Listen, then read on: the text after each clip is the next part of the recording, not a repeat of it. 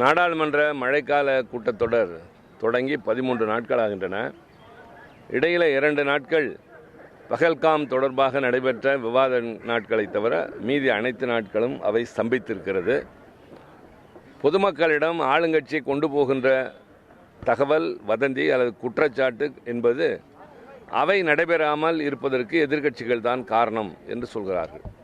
உண்மை நிலையை விளக்க வேண்டிய பெரும் பொறுப்பு எங்களுக்கு இருக்கின்றது.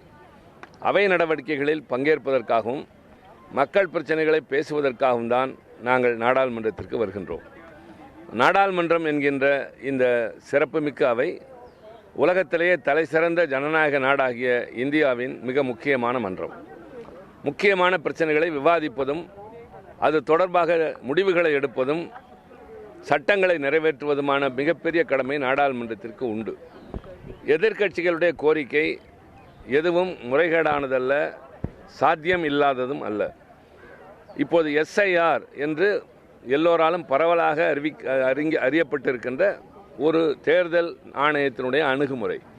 SIR என்றால் தேர்தல் நேரத்தில் வாக்களிக்கின்ற அந்த வாக்காளர் பட்டியலை சீரமைக்கின்ற ஒரு முயற்சியில் தேர்தல் ஆணையம் ஈடுபட்டிருக்கின்றது. அதில் முதல் கட்டமாக இப்போது டிசம்பரில் பீகாரில் நடைபெற இருக்கின்ற தேர்தலுக்கு வாக்காளர் பட்டியல்களை சரி செய்கின்ற போது பல்வேறு ஆவணங்களை வாக்காளர்களிடம் கேட்கிறார்கள்.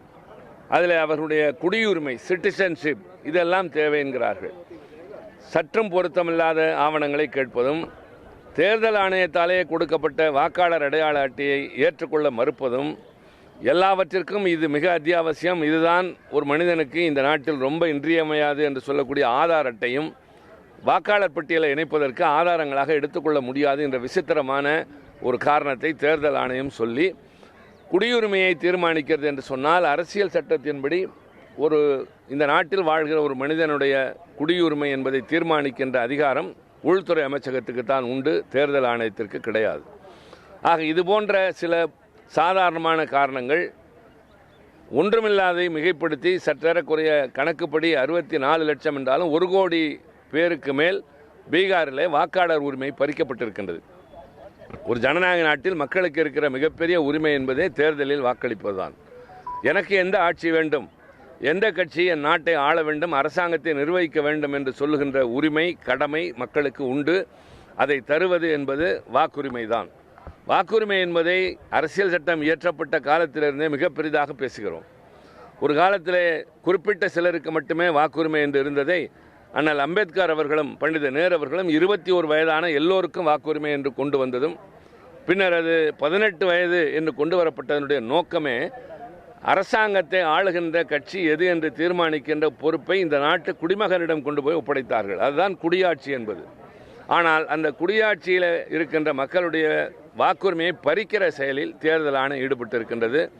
இது பற்றி நாடாளுமன்றத்தில் விவாதிக்க வேண்டும். எங்கள் கோரிக்கை அவ்வளவுதான். நாடாளுமன்றத்தில் இது பற்றி பேச வேண்டும் என்றால் நாங்கள் எங்களுடைய கருத்துக்களை, குறைகளை சொல்வோம். ஆளுங்கட்சி விளக்கம் சொல்ல வேண்டும். இதுதான் கடமை, இதுதான் மரபு. ஆனால் ஆளுங்கட்சி விவாதத்திற்கு முன்வர மறுக்கிறது ஏன் என்பதை நாட்டு மக்கள் ஆளுகின்ற பாரதிய ஜனதாவை நோக்கி கேட்க வேண்டிய ஒரு கேள்வி. ஏன் மறுக்கிறார்கள் என்கிற போது சந்தேகம் எப்படி வலுக்கிறது என்றால், இப்போது பீகாரில் 1 கோடி வாக்காளர்கள் என்பதை போல நாளைக்கு தமிழ்நாட்டில், அதே போல மேற்கு வங்காளத்தில், பஞ்சாபில் என்று இந்தியா முழுவதும் எல்லா மாநிலங்களிலும் குறிப்பாக எதிர்க்கட்சியினருக்கு ஆதரவான வாக்குகளை அந்த இடத்திலிருந்து வாக்குரிமையை பறிக்கிற ஒரு செயலில் ஈடுபடக்கூடும் என்ற அச்சம் நிலவுகிறது. அதனால்தான் ஆளுங்கட்சி விவாதத்திற்கு மறுக்கிறதோ என்ற ஐயம் வலுக்கிறது. எனவே மற்றவைகளெல்லாம் இருக்கட்டும், விவாதிக்கின்ற மன்றத்தில் இது பற்றி பேச வேண்டும் என்று கேட்பதுதான் எதிர்க்கட்சிகளுடைய வேலை. அதற்காகத்தான் தினந்தோறும் நாங்கள் குரல் கொடுக்கிறோம். எங்களை காவலர்களை வைத்து மிரட்டுகிறார்கள், பேச அனுமதி மறுக்கிறார்கள். எதிர்க்கட்சி தலைவருக்கோ மற்ற கட்சி தலைவர்களுக்கோ எப்போதாவது வாய்ப்பு, அதுவும் ஓரிரு நிமிடங்கள். ஆனால் எங்களை பற்றிய தவறான தகவல்களை அவர்கள் அறிக்கைகளாக படித்து மக்களிடம் கொண்டு சேர்க்கிற போது எங்களை பற்றிய ஒரு பிம்பம் வேறு மாதிரி இருக்கிறது.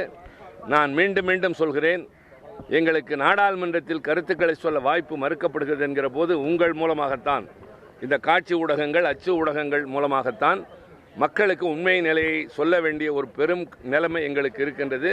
நீங்கள் ஜனநாயகத்தின் 4வது தூண். தயவுசெய்து இந்த இந்திய நாட்டில் இருக்கிற மக்கள் அறிந்து கொள்ள வேண்டியது, தெரிந்து கொள்ள வேண்டியது, நாடாளுமன்ற முடக்கத்திற்கு காரணம் எதிர்க்கட்சிகள் அல்ல, விவாதத்திற்கு தயாராக இல்லாத ஆளுங்கட்சி என்றுதான் தயவு செய்து நீங்கள் தெரிந்து கொள்ள வேண்டும்.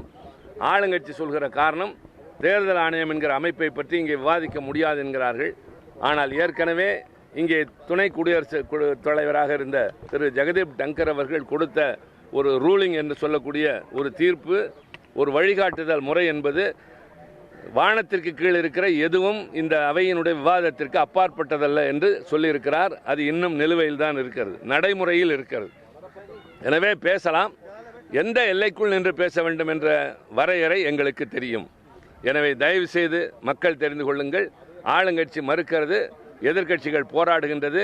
மக்களே உங்கள் வாக்குரிமையை பெறுவதற்கு, உங்கள் உரிமைகளை காப்பாற்றுவதற்கு. சார், அதாவது ஏற்கனவே இந்த பஹல்காம் தாக்குதல் பற்றி நம்ம கேள்வி இருக்கோம் மற்றும் மத்திய அரசு விளக்கம் கொடுக்க மறுக்கிறதா குற்றச்சாட்டு முன்வைக்கப்பட்ட ஒரு படியால் நேற்று இரவு பூஞ்ச் அந்த பகுதியில் மீண்டும் பாகிஸ்தான் அந்த அத்துமீறலில் ஈடுபட்டிருக்காங்க. அந்த போர் நிறுத்த ஒப்பந்தத்தை மீறி தாக்குதல் நடத்தப்பட்டிருக்காங்க. இதைத்தான் சொல்கிறோம். பாகிஸ்தான் அதாவது 370வது பிரிவு நீக்கப்பட்டு 6 வருடங்கள் ஆகிவிட்டன. சட்டம் ஒழுங்கு உள்துறை அமைச்சகத்திற்கு வந்துவிட்டது. அங்கே இருக்கிற மக்களின் பாதுகாப்பு அவர்கள் கைக்கு வந்துவிட்டது. 6 வருடத்தில் என்ன முன்னேற்றம்? முன்பை விட நிலைமை மோசமாக இருக்கிறது. சாதாரண பொதுமக்கள் தாக்கப்படுவது, பாகிஸ்தானுடைய அத்துமீறல், தீவிரவாதியுடைய அத்துமீறல் என்று சொல்கிற போது அவர்கள் பெரிதாக வாயால் பேசுகிறார்கள், நாங்கள் அதை சாதித்து விட்டோம், இதை சாதித்து விட்டோம் என்று. ஆனால் நடைமுறையில் எந்த தீர்வும் கிடைக்கவில்லை. சார், இப்போ உச்சநீதிமன்றத்தில் ஒரு தீர்ப்பு கொடுத்துருக்காங்க. உங்கள் ஸ்டாலின் இல்லைங்களா, அது திராவிட முன்னேற்ற கழகம் இது மாதிரி எல்லா பிரச்சனைகளுக்கும் இந்த நாட்டில் இருக்கின்ற நீதிமன்றத்தின் மூலமாகவே நல்ல தீர்ப்புகளை பெற்று வருகிறது. அது ஆளுநர் சட்டமன்றம் நிறைவேற்றிய மசோதாக்களில் கையெழுத்திட வேண்டும் என்பதில் தொடங்கி இன்றைக்கு வந்திருக்கிற தீர்ப்பு வரை தமிழ்நாடு அரசுக்கு சாதகமாக வருகின்றது என்றால் எங்களுடைய முதலமைச்சர் சரியான பாதையில் போகிறார்.